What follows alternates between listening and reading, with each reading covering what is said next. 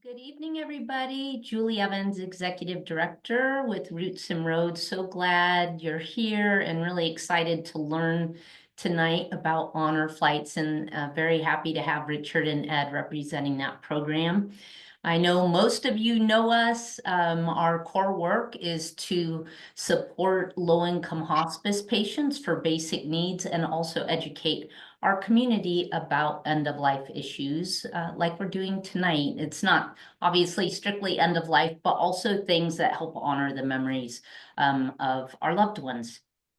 And is the next slide maybe? Yes, thank you to our individual donors who have supported this session. It means so much to us, and we are very appreciative. So thank you. And I will turn it over to our Director of Community Engagement, David Fife. Thanks so much, Julie.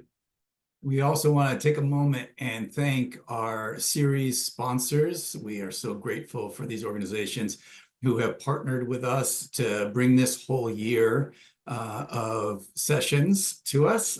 Desert Diamond Casino, Sunset Hospice, Intermountain Centers, and the Legacy Foundation of Southeast Arizona have been with us all year long. And tonight we want to give a special moment of gratitude to Casa de la Luz Hospice. Casa has been an amazing partner with Roots and Roads for 25 years. And actually, Casa de la Luz has been serving Southeastern Arizona for 27 years at this point. And I don't know if people are familiar with it. Some of you might be. There's this national program called We Honor Veterans, which hospices throughout the country participate in. And Casa de la Luz has achieved level 5 of the We Honor Veterans program. This is the highest level that a hospice can reach, and it's a testament to their veteran-focused care that they provide to their hospice patients. When a veteran comes on to a hospice service with Casa de la Luz, they are offered a We Honor Veterans ceremony to thank this person for their service to our country. Casa partners with the American Legion Post 132 in Oro Valley to provide branch-specific ceremonies of gratitude. And several years ago, we remember a volunteer with Casa de la Luz was able to accompany a veteran who was on hospice on an honor flight to Washington, D.C. And so we remember when many of us were working at Casa, how meaningful that was, not only to the patient, but to the entire staff. Casa is always looking for veterans to serve as volunteers with hospice patients to provide the best care possible to our veteran community. So thank you so much to Casa de la Luz for their ongoing support and for making tonight's session possible. And now we will focus on tonight's session with Honor Flights Southern Arizona. We're grateful to have Ed Dunlap and Richard Robbins with us. We were also going to have Cheryl Plummer, but she was called away to other duties. She wears many hats, and she's at the U of A as well. And as many of us know, there are a lot of graduations and events going on this week, so we wish her well. I want to introduce Ed Dunlap, who is, his role as the Guardian Coordinator with Honor Flights Southern Arizona. He's also a board member with Honor Flights, and Richard Robbins, who serves as the board president and handles the logistics for those flights, which I imagine is a pretty much full-time job. They will both share some information about their roles and other aspects of their work. I encourage each of you to take time to read their bios and learn more about their backgrounds. I won't review that with you right now, but this evening, they'll explain the history and importance of the Honor Flight program and talk about the significance of their roles on the team. Richard and Ed, we want to thank you so much for being with us, and we're going to turn things over to you now. Thank you very much for the invitation. So I'd like to you know, we've got keep this as give and take as we can. If you have questions, please ask the questions as you have them. Um, just a little brief history. If you're not aware of the Honor Flight program, Honor Flight started. It started was beginning in 2005, 2006, as the World War II memorial was being completed. Earl Morse, who was a physician's assistant at Wright-Patterson in Ohio, was asking his World War II patients, if they were going to go to the memorial when it opened. And most of them had said no, they didn't have a way to get there and stuff. And so Earl was a pilot at the time, put together a flight with 12 veterans, with Earl himself and five other pilots, six planes, and they flew and they took their veterans from the VA there to the World War II memorial. And he had such a big response from that. And the veterans being able to experience that memorial that had finally been opened in their honor. And it just kind of went from there. They did another flight and another flight. And then Jeff Miller, who was in North Carolina, about 9 months later, kind of did the same thing. They actually chartered an aircraft and did it. And the two of them, Earl and Jeff, met up at the World War II memorial inadvertently and started talking about it. And Honor Flight, as an organization, was formed officially in 2006. And different hubs started coming up online as soon as 2007. Currently, we have 128 hubs throughout the country. Some states drop off and pick back up. And we have a hub in Hawaii that did their first flight last year. The Last Frontier Honor Flight just completed their 20th mission last month. And theirs is an amazing, 5-day trip because they come from all over Alaska into it.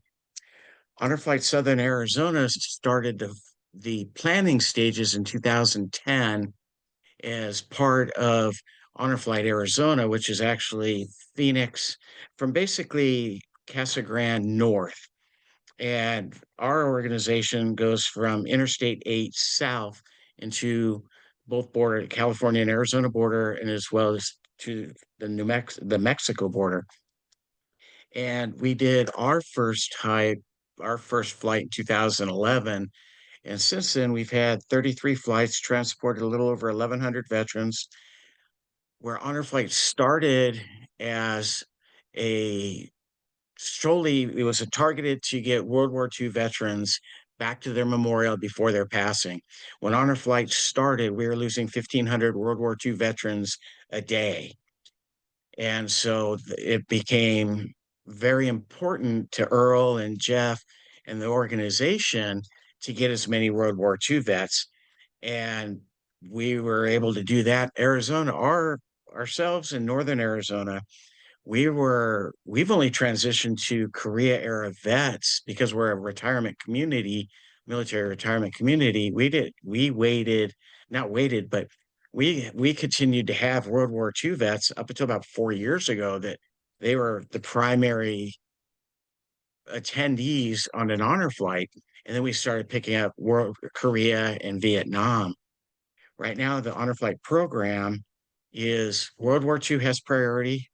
We currently have 3 World War II vets on our waiting list to go. We have one gentleman, he's just funny because I've talked to him this last week, that he may go in November if we go because he can fit it into his schedule. He did not go last year because he had a golf tournament he was going to. And so he has to be put farther down the list. And so hopefully he's going to go this time. But then we've transitioned with Korea, and we've gone through approximately 270-ish Korea era veterans from Southern Arizona have gone. And now the majority of our list is Vietnam era veterans. We have, I believe it's 2021 Korea, the couple World War II and everybody else is Vietnam era vets. And so we're one of ourselves, Northern Arizona, San Diego, and Space Coast, Florida, are the only hubs that still have World War II vets on their list. But that's how the organization was started. It was all for World War II. And as we transitioned, the organization decided initially Honor Flight was only going to go through World War II. And then we had such a great response, and then into Korea in World War II. The plan would be for Honor Flight to just continue on into the future. And do we have any? I know I've just kind of bounced around a little bit. So, any questions so far? And folks can either just unmute themselves or they want to raise their hand. They're welcome to do that if you know how to do that. But you're welcome to just unmute yourself and ask a question. So, Richard, veterans needed to serve during wartime to qualify for one of these flights? No.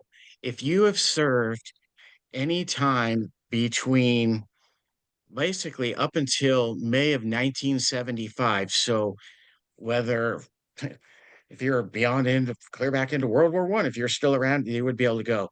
The cutoff currently is the official end of the Vietnam era, the Vietnam War from 1975. So if you served any time prior to that date, you're eligible for an honor flight. It did not have to be during during an actual conflict.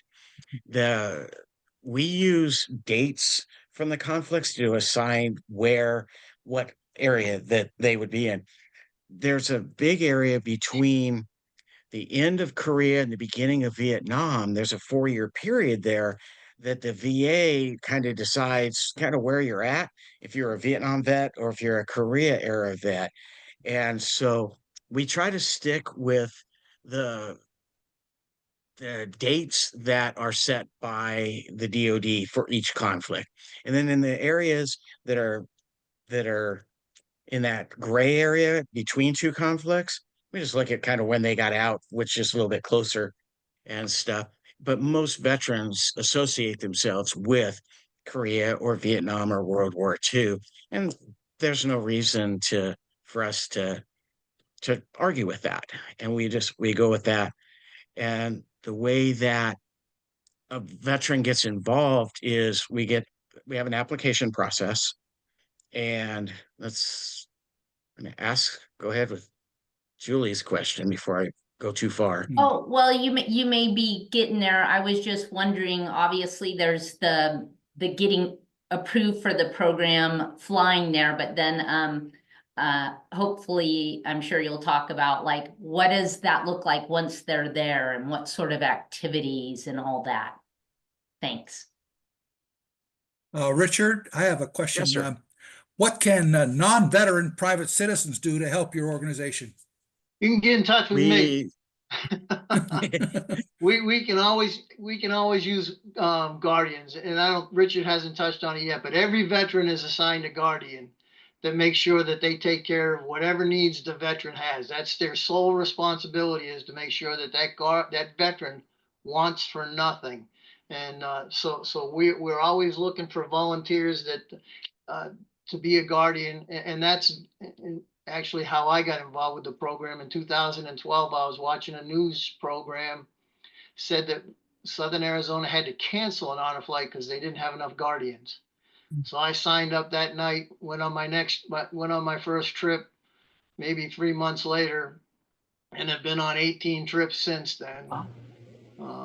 As a team, either I did real good or they thought that I was a sucker, and they reeled me in and made me a team leader, and now I work the Guardians. So if you go to our website, there's a Guardian application. We're always looking for Guardians, and I will tell you, it is the experience of a lifetime if you go as a Guardian. Yeah. Thank Do you. they have to be able to travel alone? Excuse me, travel Say what? that last part again? Alone?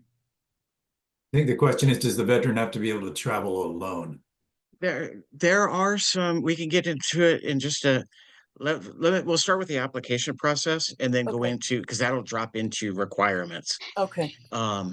But as Ed's saying, and Ed's question that Ed partially answered is we also have volunteer opportunities that if you're interested in getting involved as well as a guardian, we have opportunities for different coordinator positions that we have, or if we've got events that you would like to attend, we have a lot of different opportunities.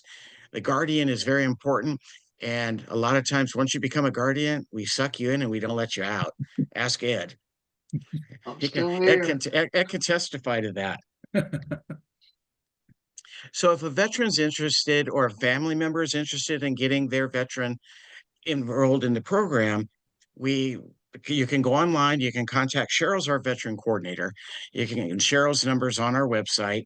They can contact Cheryl, they can do an application online, and that's submitted, goes to Cheryl, and they go on our waiting list. Currently, we've got about 340 veterans on our waiting list, and it goes by date of application.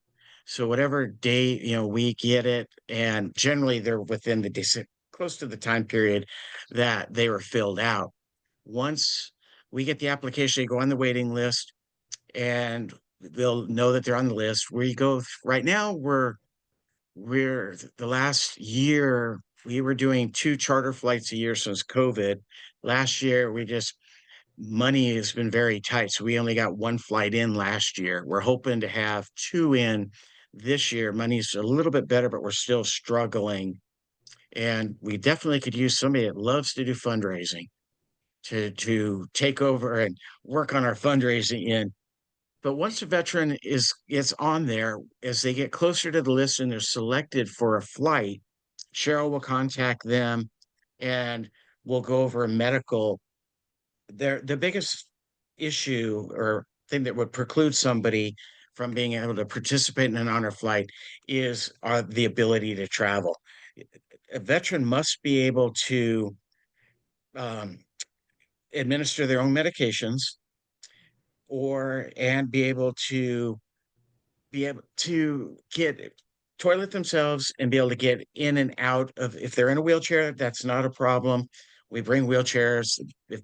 If veterans have walkers, we work with adaptive devices. That's not a preclusion. And we have had hospice patients that go, and we encourage if they're still able to travel, because somebody being in a hospice program for a year or two and they're still able to go, we can work with their individual hospice program locally, and then I work with their representative here and a representative with the hospice in either Maryland or Virginia, depending on which is closest, that has a partnership agreement with the other. And we work together, and we'll still have the veteran go.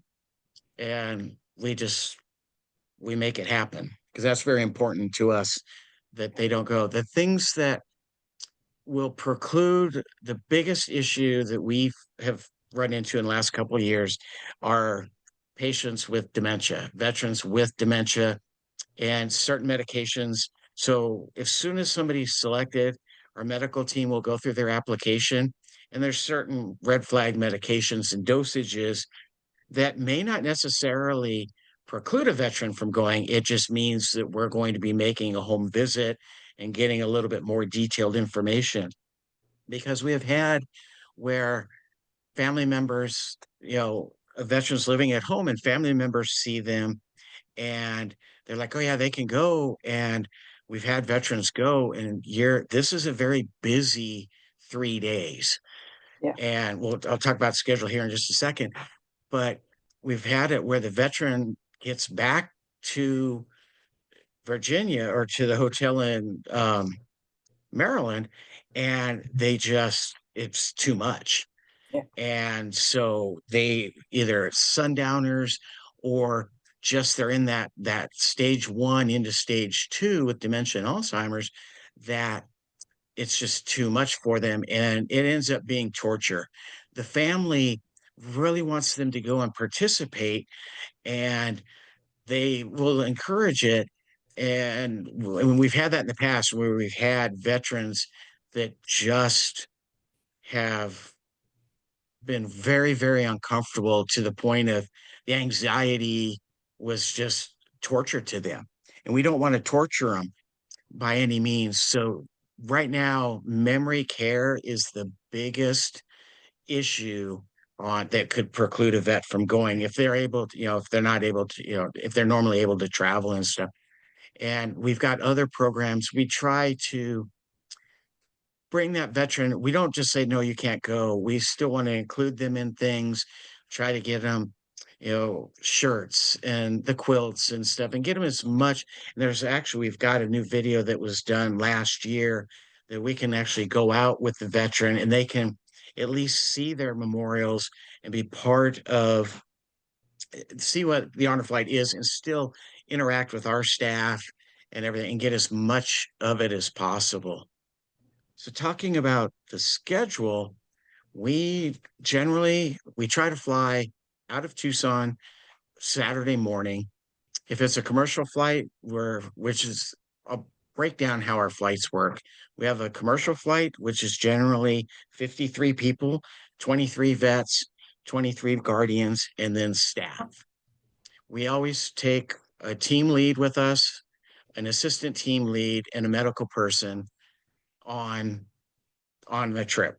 So that's a commercial flight, which is 53 people, which would fly a Southwest American, wherever. We generally, if we're doing a commercial flight, we're flying out a 6 a.m. flight we fly in from Tucson to generally Dallas for a plane change and then into Baltimore.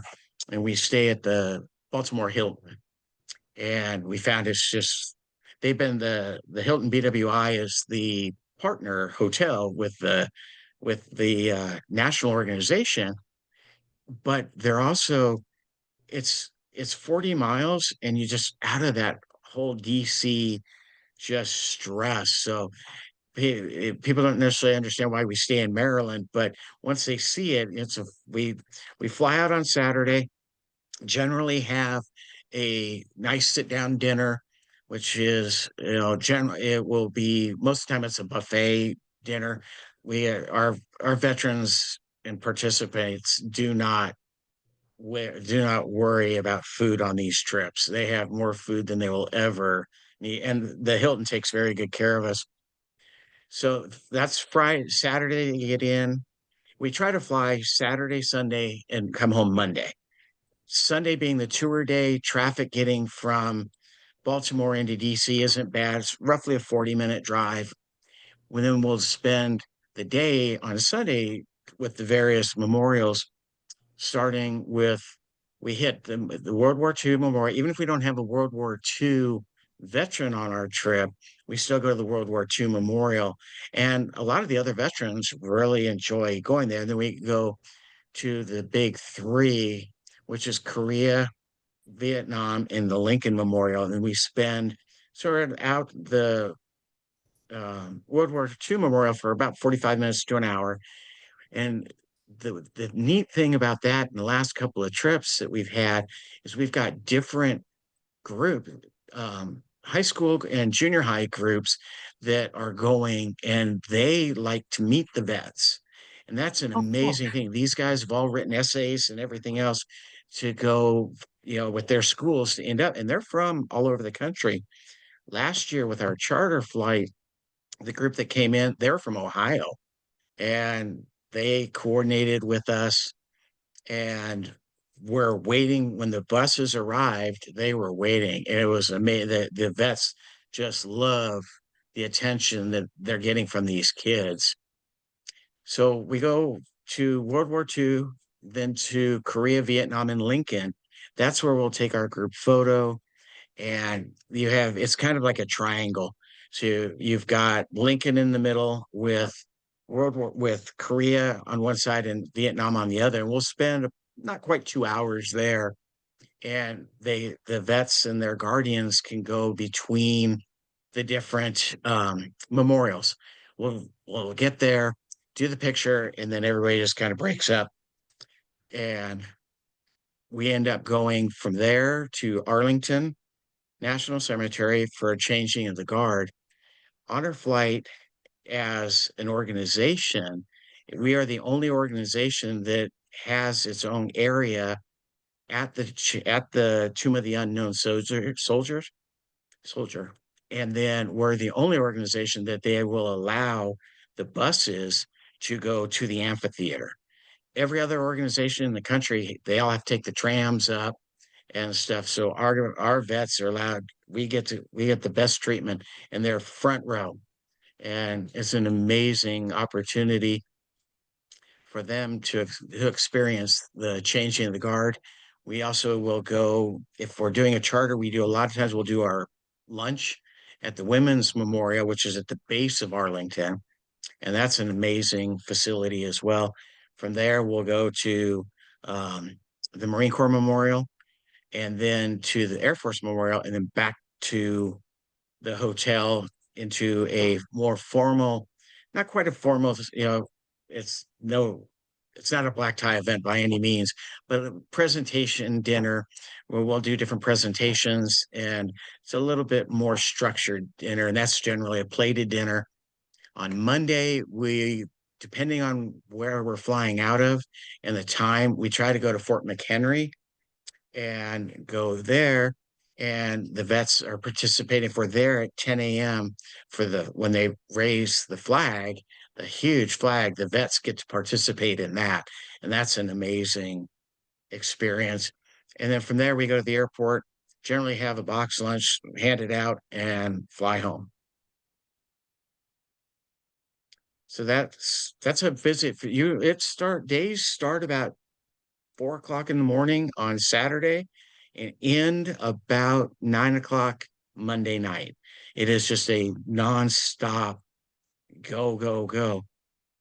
Getting into after a vet applies, what happens, they can either have a family member as their guardian. Now, a guardian, every vet has a guardian on the flight.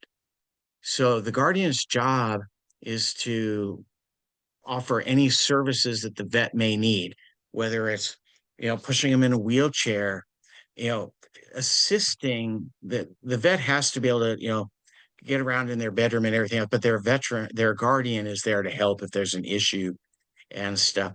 A lot of it's about 47, Ed can correct me if I'm wrong, 48% of our guardians are family members. The only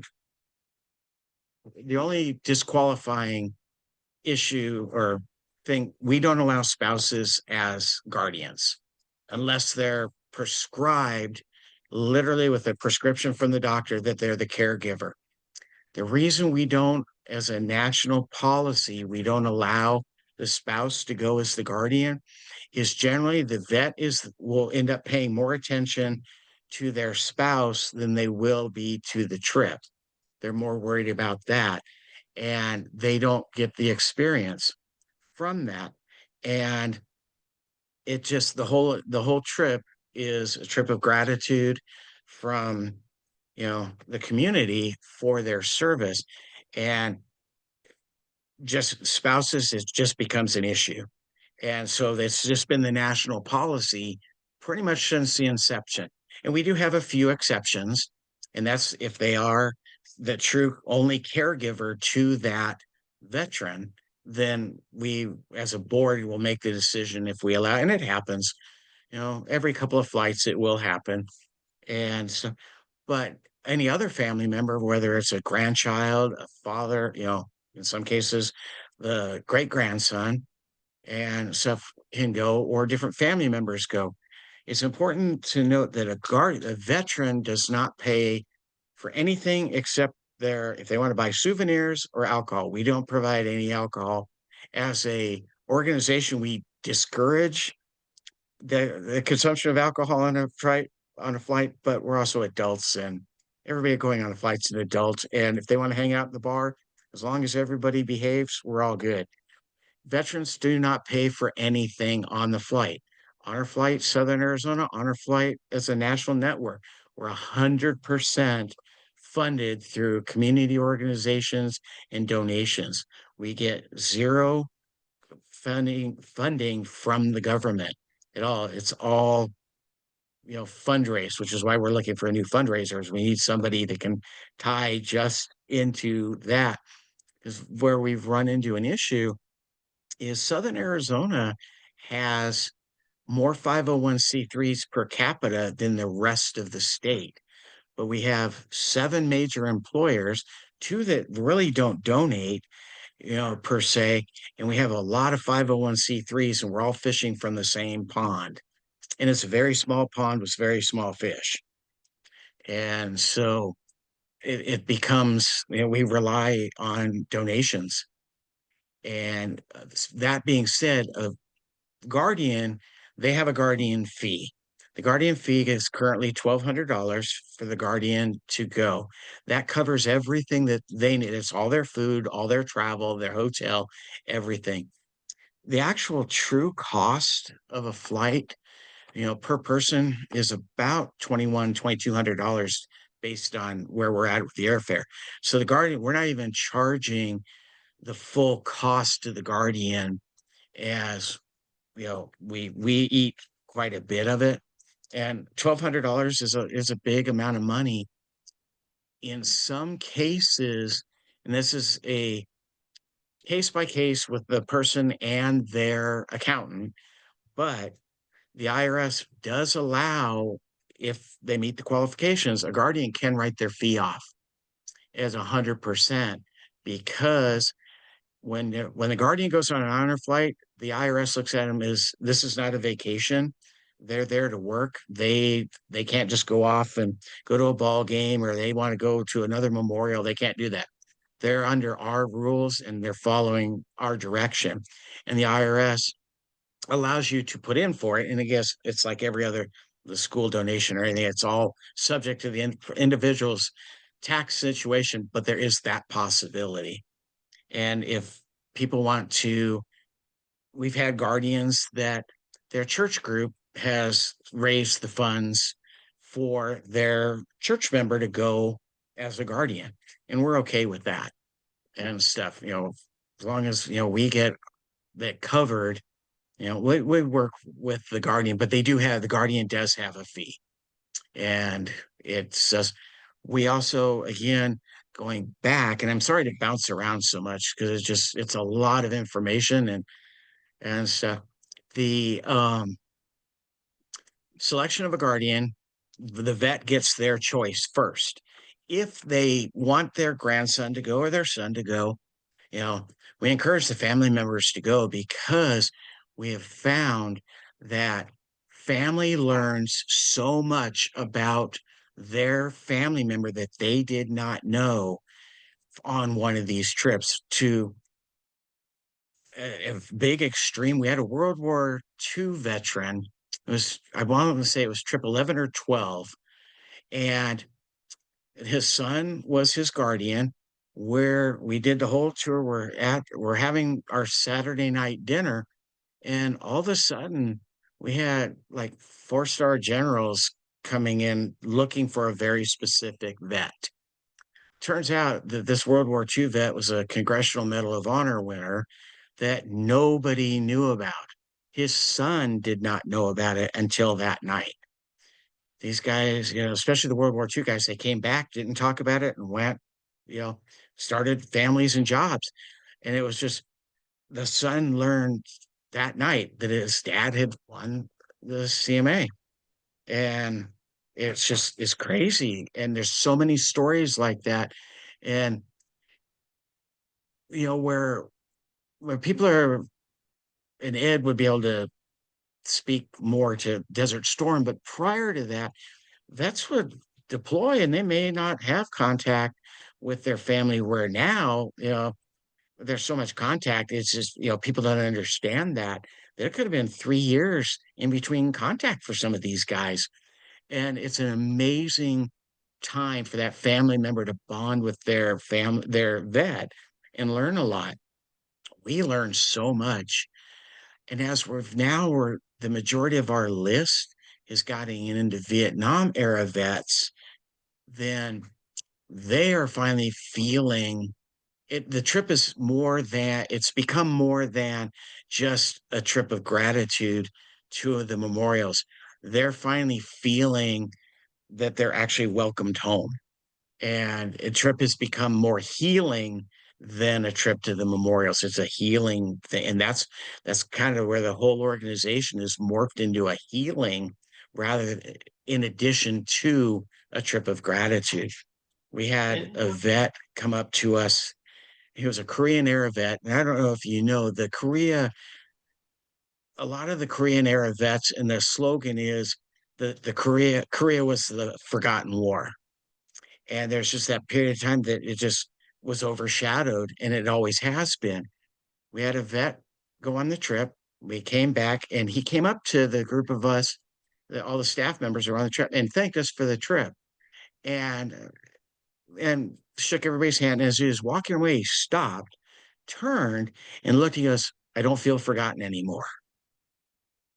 That's the power of this program, and And you get, one of the parts of the trip sucked in. that Richard hasn't mentioned is the homecoming. Every flight, when we come home to Tucson International Airport, we are met by anywhere from 200 to 500 people in the terminal greeting these veterans as they come back, which is particularly significant now for the Vietnam veterans because they got nothing when they came back.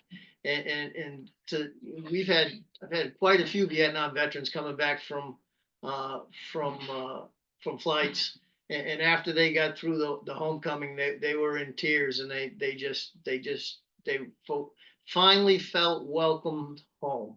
So it's such a great experience for them, and the homecoming is, although it's the very last thing, it's a big part of our flights. I mean, and we encourage everybody to go. We partner, Ed does a lot with the different medias, and there'll be press releases out, and the news stations will be the week ahead of time or so. We'll talk about when we'll be coming back. And if you would like, the other Ed had asked about things he could do, just come to a welcome home and just participate in that. That is so powerful for the vets, and it's a powerful situation for you to feel, and you just feel the energy. um if you go to our website, which is Honor Flight, and that's S as in Sam, A as in Adam, Z as in zebra, honorflightsaz.org. The SAZ is very important. The S especially, if you hit just Honor Flight AZ, that's going to take you to Northern Arizona's website. And theirs isn't as good as ours. But you go to our website, you can see photos from all of our trips after we resumed flying from after COVID. And on there, we have a full video that will go from start to finish.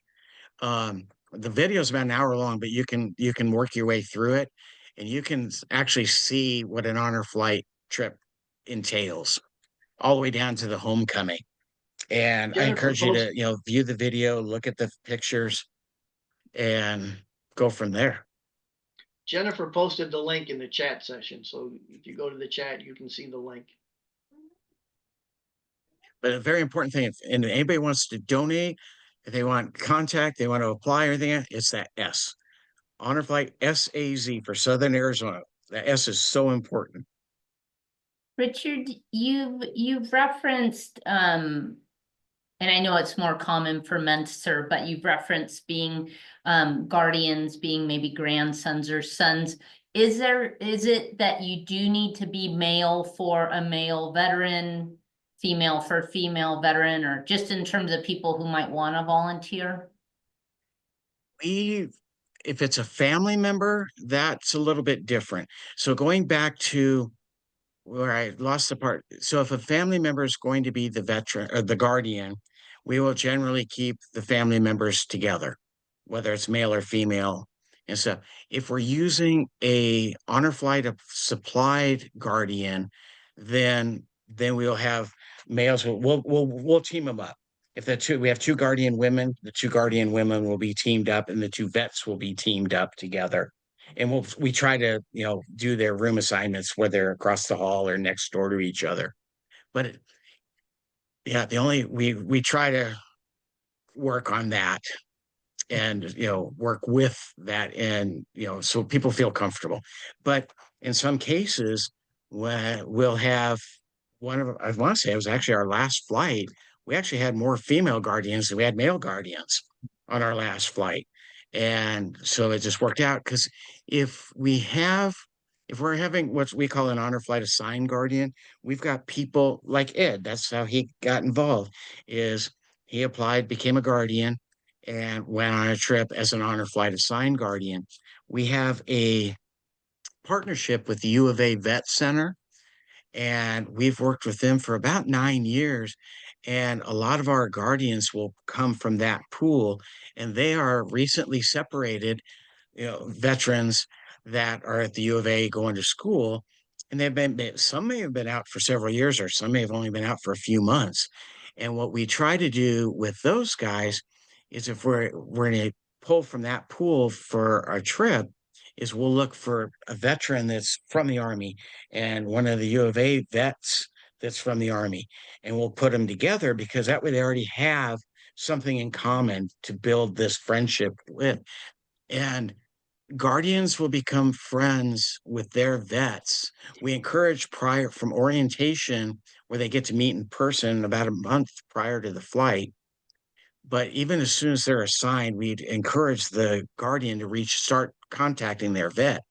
And I would say 80 to 90% of assigned guardians are still friends with their vets a year or two after the flight. They form that bond and they stay connected. Richard, I'm wondering that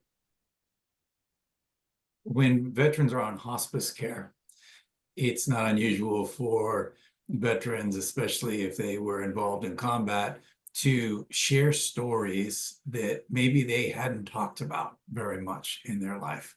And the idea of reaching end of life may bring back either memories or the need to share some of these things that they experienced.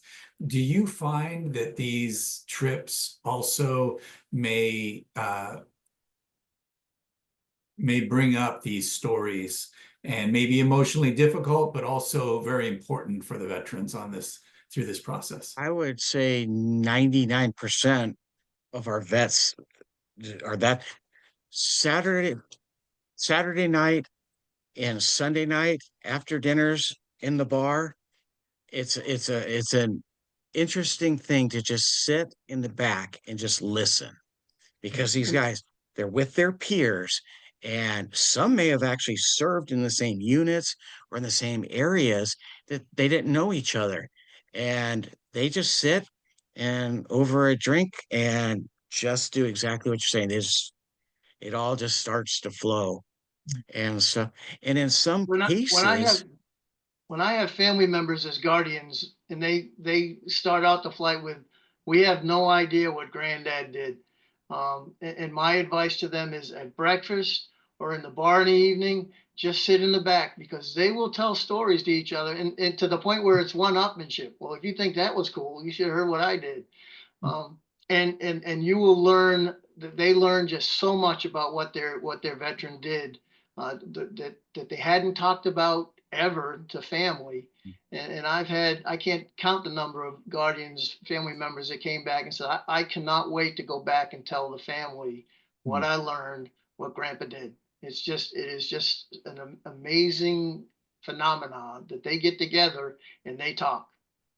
How many female vets do you see taking advantage of this? Cheryl would have the actual number. I would say it would probably be in the 10 to 15%, would be of our total number that have gone. I would say 10 to 15%. We actually we've got a group out of Green Valley that are called the Women Warriors. We have 15, I believe it's 15 now, that they all want to travel together and go together. And so we're hoping that we put a charter together for November, where we're not splitting that group up. And we do women, when we have a women vet on the trip, we will make sure that they're registered with the Women's Memorial. We do a pack, there's intake questionnaire from the Women's Memorial that ask about the women's service, what they did, highlights when they did, and they put it in, and we'll get a picture. We try to get it from a service picture, when they were in service. We will actually work with them to have the presentation done, the presentation folder done for the women. And we present that at our Saturday night dinner or our Sunday night dinner, our main, semi-formal dinner. We Nice. present that, but we make sure that the women, every woman that that goes on our flight is registered with the Women's Memorial. Good. And it's pretty cool. Going back to David, one of the things that we have found with these trips where you're talking about, feelings coming out, in a way it's kind of sad, but in a way it's kind of an amazing thing, is a lot of these veterans get the healing that they needed. They're able to get whatever's been either suppressed or repressed out, and they end up within a short period of time after a trip ending up passing. And we're in contact with the family, and they let us know that was like the last thing that they needed, and the families are so grateful for the trip that it just released them. And it's amazing how many veterans are buried in their honor flight shirts with their honor flight challenge coins. It happens quite a bit, and that's how much the program, it's not just our hub, it's the whole entire program means to these vets. It's an amazing trip. I would encourage anybody on this meeting that wants to experience, go as a guardian. At the minimum, come to the airport for a return and just feel that energy and shake that veteran's hand, and we'll suck you in. You'll be like, Ed, I just want to do one trip. How many years later, he's on the board and he's going all the time.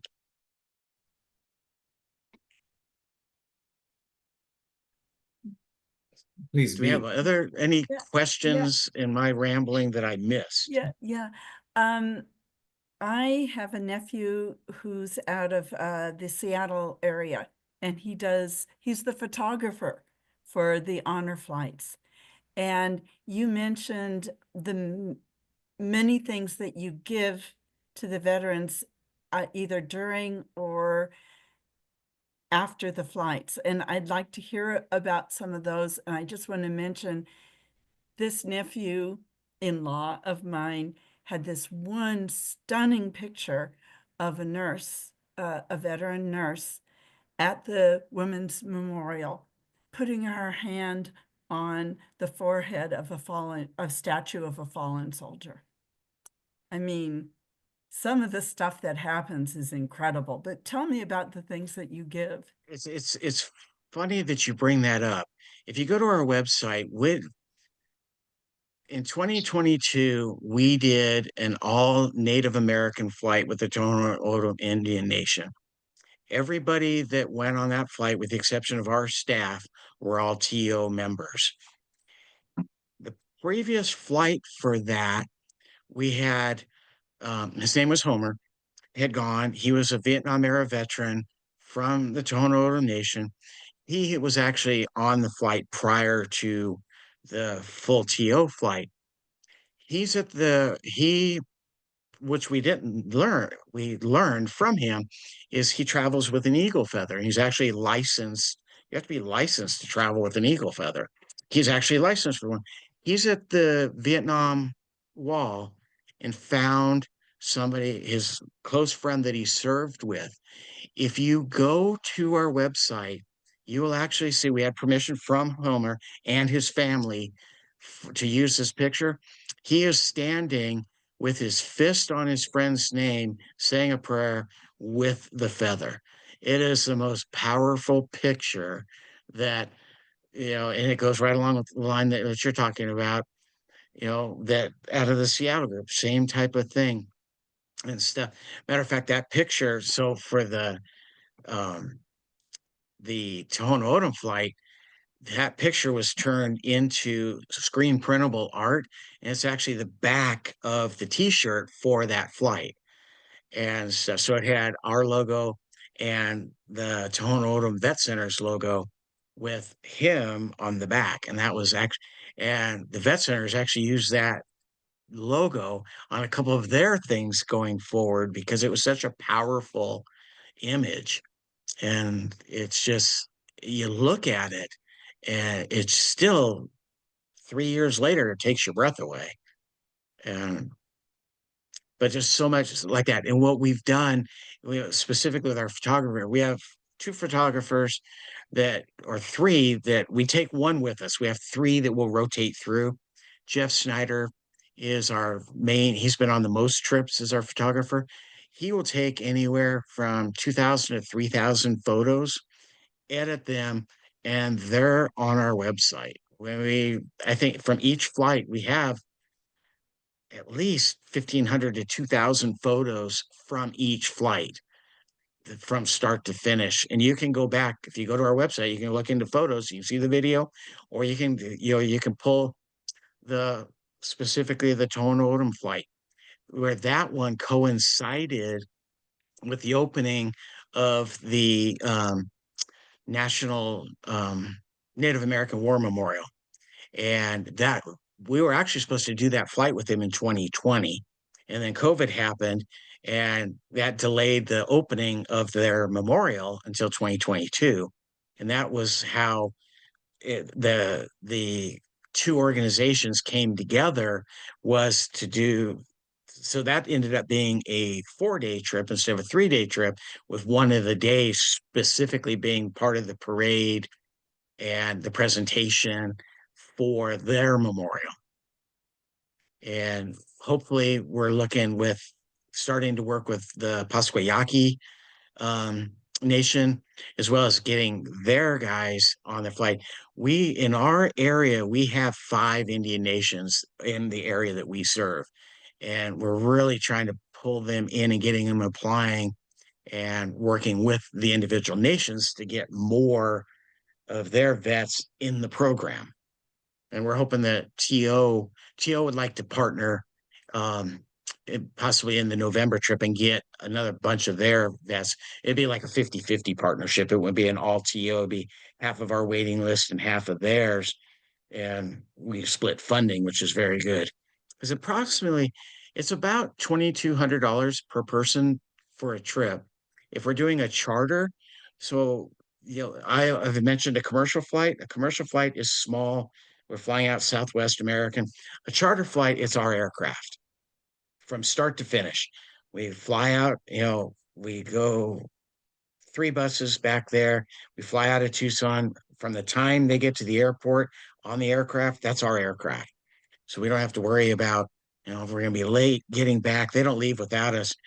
Charters are amazing. They're a lot more work because we're anywhere from 60 to 80 veterans, 60 to 80 guardians, 14 staff members. I end up out in the DC Baltimore area 3 to 5 days ahead of the group, just dealing with the logistics for the group.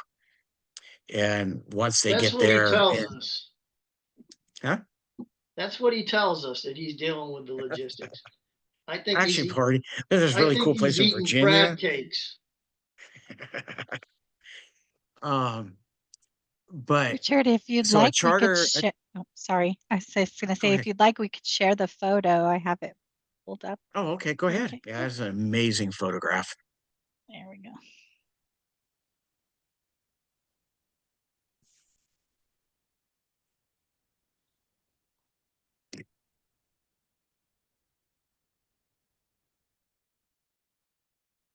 But you see, anybody wants to go to the website can see there's so many photos, and you'll just see different powerful moments. We've got ones where the Guardian her name was Nancy Lammers, was with her vet, and they're doing an etching of his family member.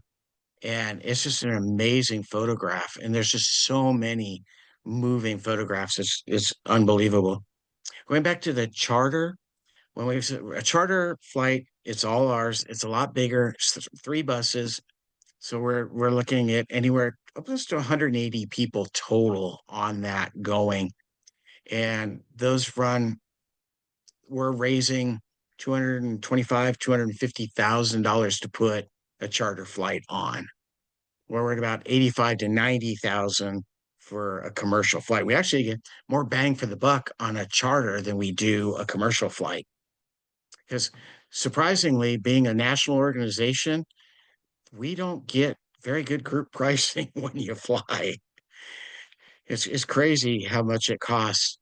That actually, because I have to go through, if I'm booking a flight, actually I have to go through group services.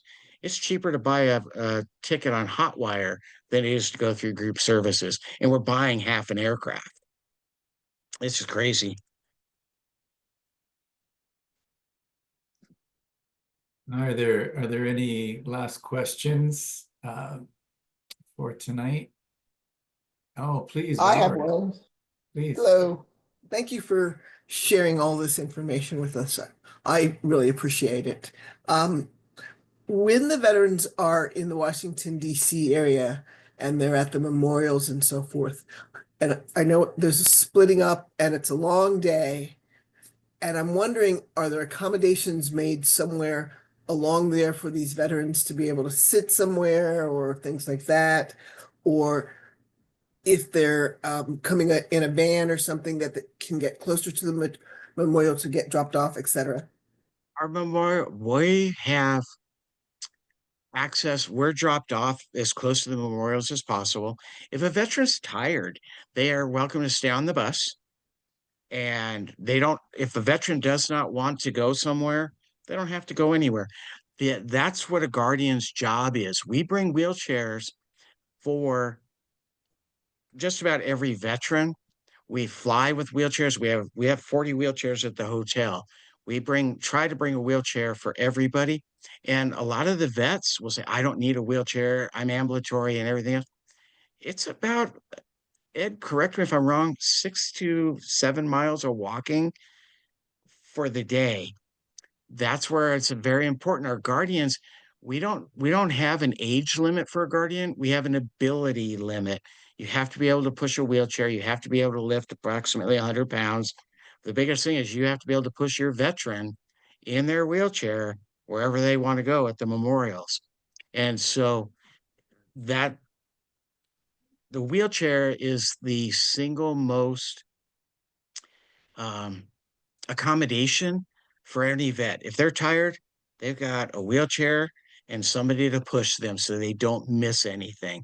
And then if it's a charter trip, because on a normal commercial flight, we don't have a staff vehicle. On a charter flight, we have the buses and an extra vehicle. And sometimes we'll have to take somebody back to the hotel because they don't want to stay on the bus for 2 hours and they're exhausted. And we'll make that accommodation.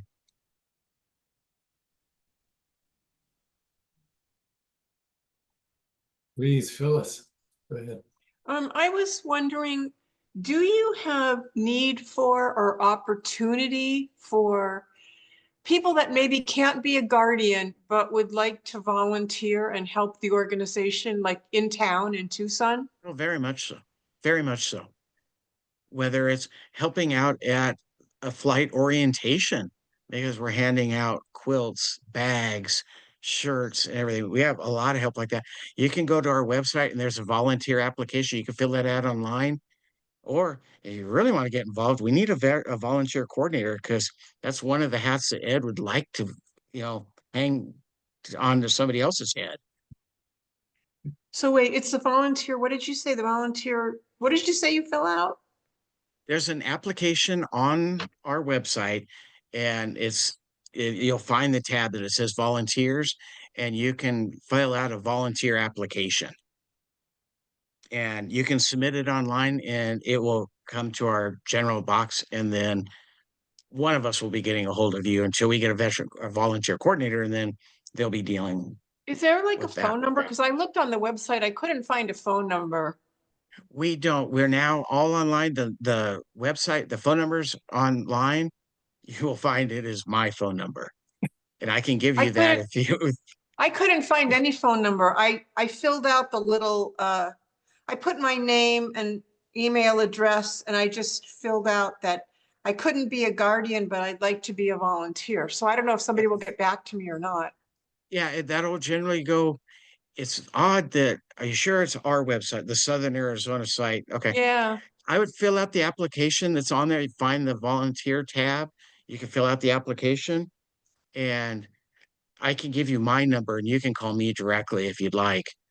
I And- don't mean to take up all your time, but I'm on it right no. now. I don't see a volunteer tab. I see, I put oh, is the it where link the in the chat, application? Phyllis. I see it. Is it at the applications where you, Yes.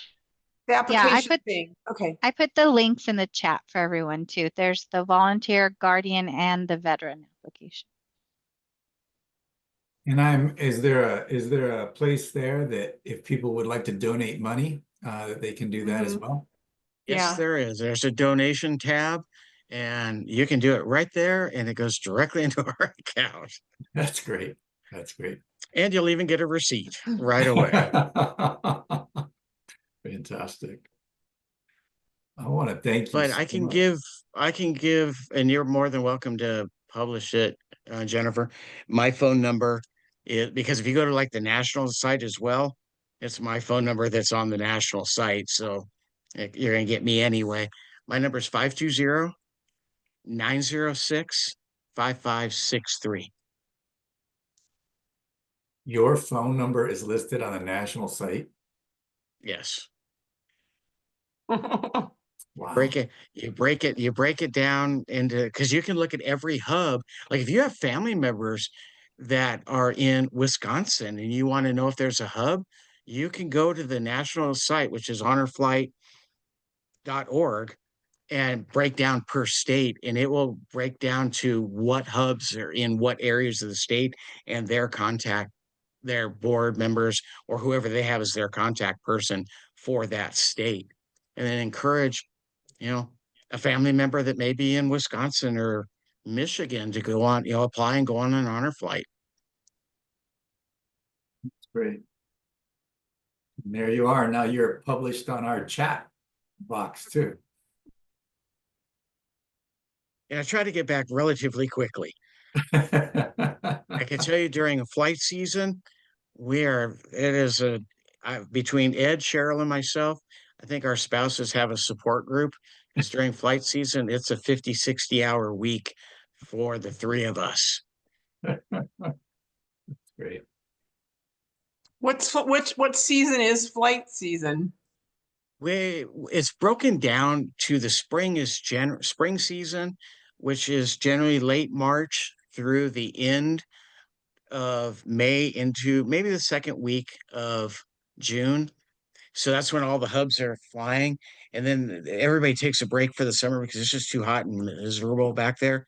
And then generally from the end of August through right around Veterans Day is the fall flight season.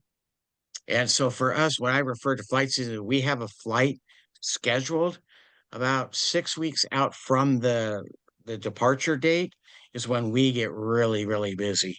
Because that's just, going over, if we have to go do a home visit with a vet, or we've had to change, because we have on a charter, we'll probably have 30% from the time somebody is seated for a flight to the flight actually takes off.